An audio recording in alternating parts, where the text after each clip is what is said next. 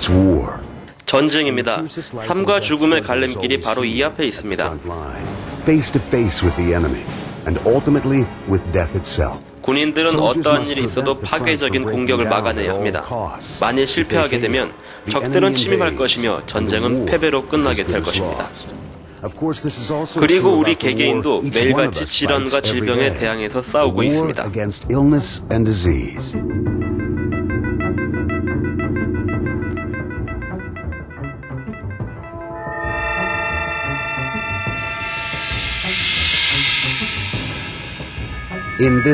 이 전쟁에서의 적들은 박테리아와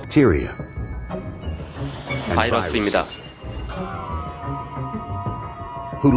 기습 공격을 좋아하죠.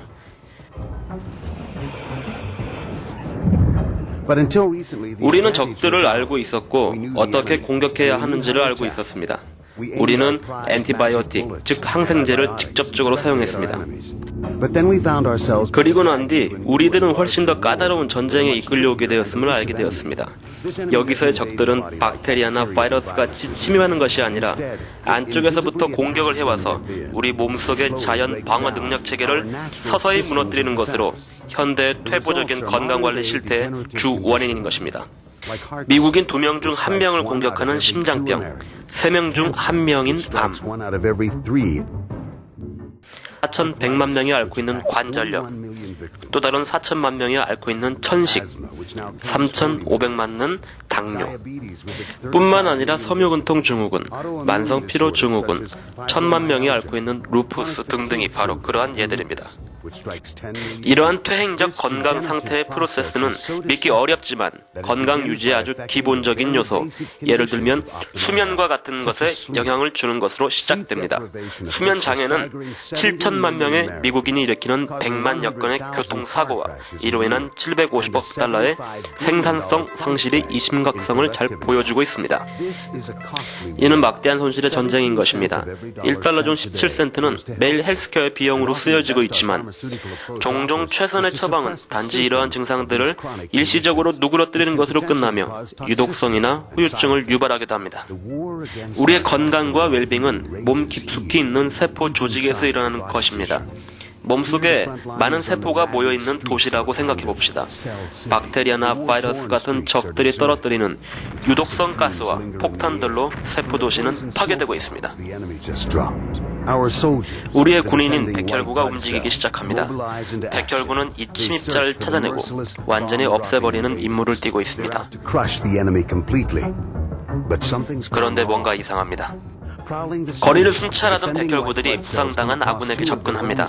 하지만 오히려 아군을 공격하기 시작합니다. 어떻게 이런 일이 일어날 수 있을까요? 어떻게 방어군대가 보호하기는커녕 아군을 공격하는 일이 일어날까요? 주요 생명공학 전문지에서 각각의 세포가 내는 원활한 의사전달이 필요하다는 새롭게 발견된 사실로부터 그 해답을 제시하고 있습니다. 우리가 알고 있는 일반적인 전쟁과 마찬가지로 이 세포 간의 커뮤니케이션이 방어세포가 보호하도록 되어 있는 여러 다른 세포를 죽이는 것을 피할 수 있는 유일한 방법인 것입니다. 만약 군인들이 서로 커뮤니케이션을 할 수 없다면 전쟁은 패배로 끝날 수밖에 없습니다. 세포도 마찬가지입니다. 세포 전쟁에서 커뮤니케이션의 부족은 바로 세포의 파괴를 뜻합니다. 그러면 세포는 어떻게 의사소통을 하는 것일까요? 세포 간의 언어는 영어에서 4가지 기본 모양으로 26개의 알파벳을 만들고 이것으로 수많은 단어를 만들어내는 것과 매우 흡사합니다.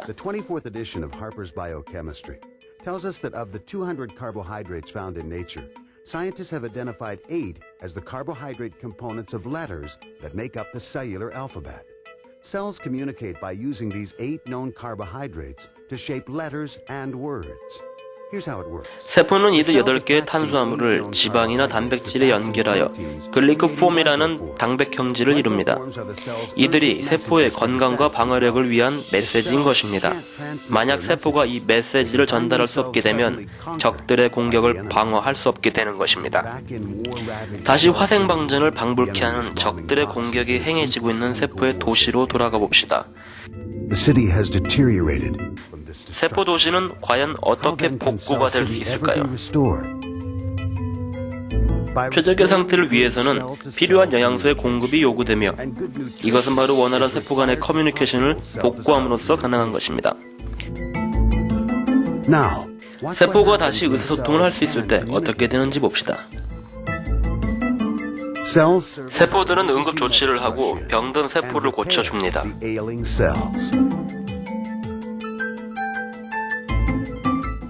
약한 세포는 긴급하게 필요한 것들을 공급받게 됩니다.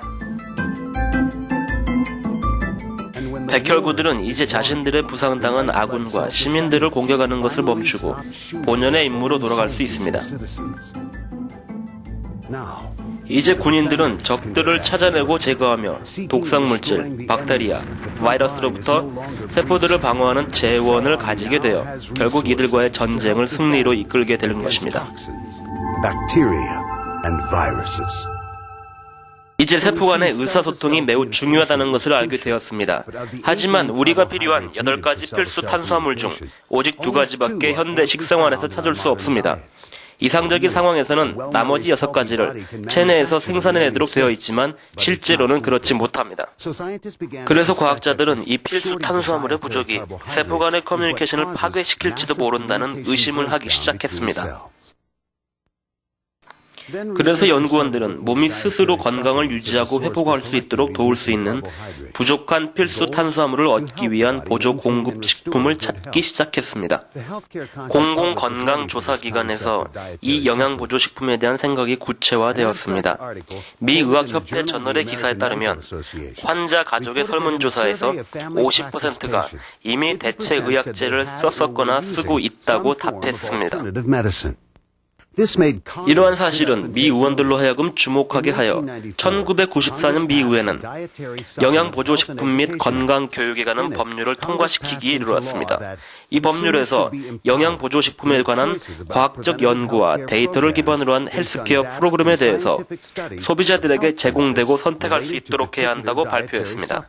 이 법률로서 마침내 일반 소비자들이 영양보조식품에 대한 과학적 근거를 제공받을 수 있는 권리를 갖게 된 것입니다.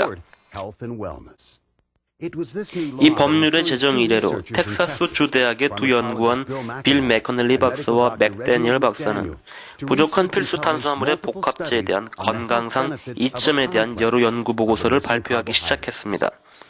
이 영양보조물질은 글리코 영양소라 불렸으며 각 신문의 머릿기사로 실리게 되었으며 건강에 관한 금세기 최고의 뉴스로 여겨졌습니다.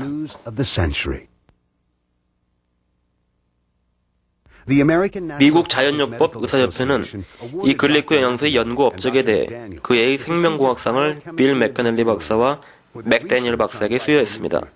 그 당시 그 협회 회장이었던 스티븐 유저트 박사는 오늘날 세계 대체의학협회 회장으로 있습니다. 1996년 협회에서는 그 해의 생화학상을 글리코 영양소 복합물질 개발을 일궈낸 맥카넬리 박사와 맥데니얼 박사에게 수여했습니다. 우리는 이 복합물에 대해 굉장히 깊은 인상을 받았으며 이것이야말로 만약 있었더라면 세계의 생화학상이라도 수여했을 것입니다.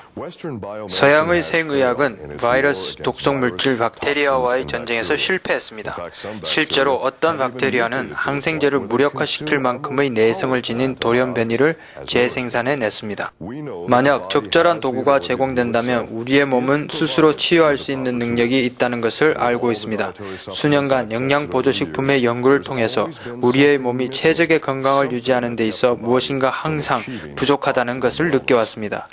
이 부족한 연결고리가 바로 글리코 영양소라는 것에 의심의 여지가 없습니다. 우리는 이제 이 8가지 필수 탄수화물이 어떻게 우리 몸 세포의 최적의 커뮤니케이션을 이루게 하는지를 이해하게 되었으며 이 글리코 영양소야말로 세기의 발견이라 할 수 있습니다. 최근 미국 전역에 있는 연구원들이 텍사스 달라스에 모여 글리코 영양소의 이점에 대한 그들의 연구를 발표했습니다. What were some of their eye-opening developments? I'd like to also introduce Dr. David Busby, Professor of Genetics and Toxicology at Texas A&M University. 텍사스 A&M 대학 데이빗 버시비 박사는 그의 선구적인 암 연구에서 필수 탄수화물이 세포의 활동을 활성화시키며 보통 세포들의 파괴를 막는다는 것을 밝혔습니다.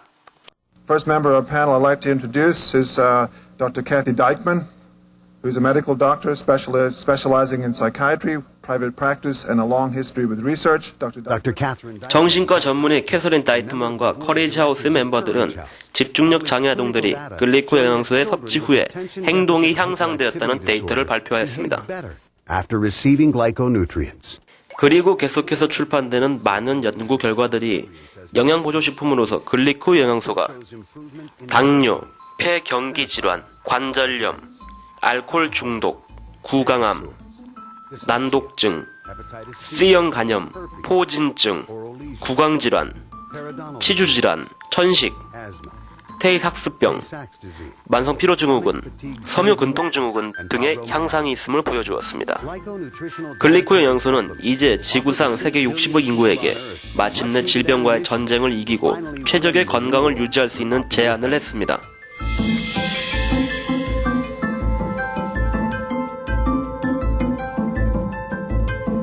여러 기관에서 이루어지고 있는 글리코 영양소에 대한 연구와 실험은 과히 주목할 만한 수준에 이르렀습니다. 글리코 영양소는 현대인의 영양 공급에 관해 최적의 건강을 얻고 건강 관련 병을 현저히 줄일 수 있는 전에 없었던 중요한 요소로 나타나고 있습니다. 지금 여러분의 건강이 어떠한 상태에 있던지 여러분은 이 새 발견으로부터 도움을 받을 수 있습니다. 마침내 우리는 진정한 웰빙을 얻을 수 있는 파워를 가지게 되었으며 행동으로 옮기기를 선택하는 한 승리는 우리의 손 안에 있습니다.